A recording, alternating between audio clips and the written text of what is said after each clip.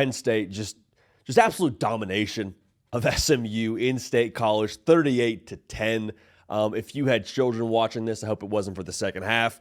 There's a lot to unpack within this game. We'll do so right now. If you're a Penn State fan, if you're a college football sicko, make sure you're subscribed here, all right? All of us together making this playoff run right here on this show, The Hard Count, on this channel, the On3 YouTube channel. So make sure you're subscribed. Gosh dang it. Appreciate the heck out of y'all, all right? So that defense that you saw, the one I was talking about a second ago, they're for real. That's a real deal outfit. Like Abdul Carter was just abusing the SMU offensive line. Denied Dennis Sutton did pretty much whatever he wanted. The worst part about this whole thing, man, SMU and the social team out there put out a picture.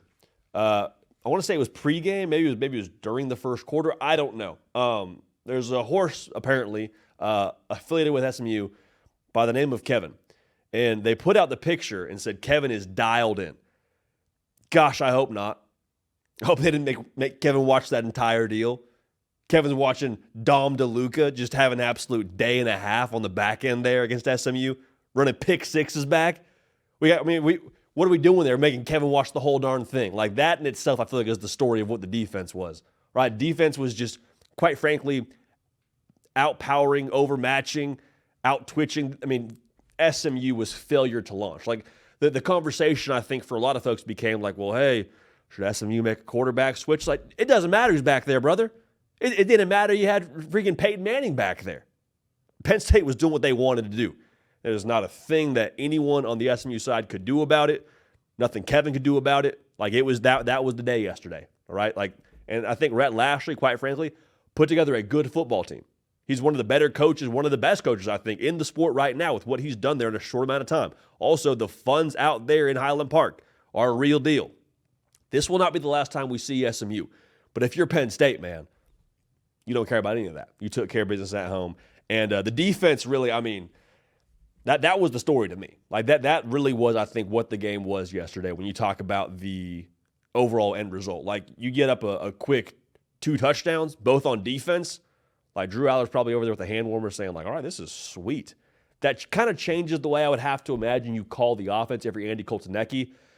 I still don't know what to make of the offense for Penn State because the Oregon game was awesome. Like the 37 points, the flash, the Drew Aller just willing his team into a pass game was phenomenal. I don't know if that is a mom lifting a car off of her child situation where it was a feat of superhuman output, or it's like, no, this is just a gear we have. And we'll see what that is here going forward. The good news for Penn State, I don't think you'll need a superhuman effort to beat Boise State, offensively at least. Like I think you have more than enough there. But you look at this path for Penn State, man, like the most workable, arguably, of the entire college football playoff. You just took care of business against SMU.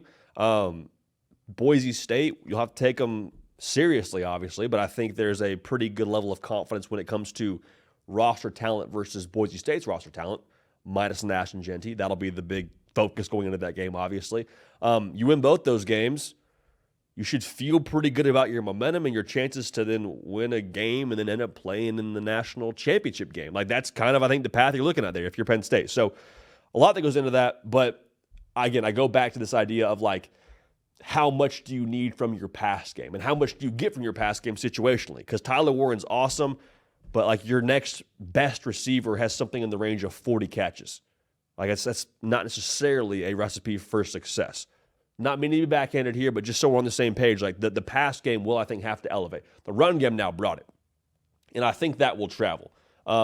Nick Singleton, Katron Allen, having the depth there at that running back position is so massive for them, especially to take something off of the pass game here in games like this against an SMU where you're just, quite frankly, going to be the superior up front. How does that translate when they get to another situation where they have to play another similar talent roster, if you will? So excited to watch how they progress, but as long as that defense is balling like they're balling, man, like you should feel very good about what you have to do offensively on that side of the bracket at least. I don't know who Georgia is necessarily yet with Gunnar Stockton. Notre Dame looks impressive, but I don't think you have to squint. In fact, right now, I would say Drew Aller is the best quarterback on that side of the bracket. Do you have the weapons around him to maximize that ability that he has?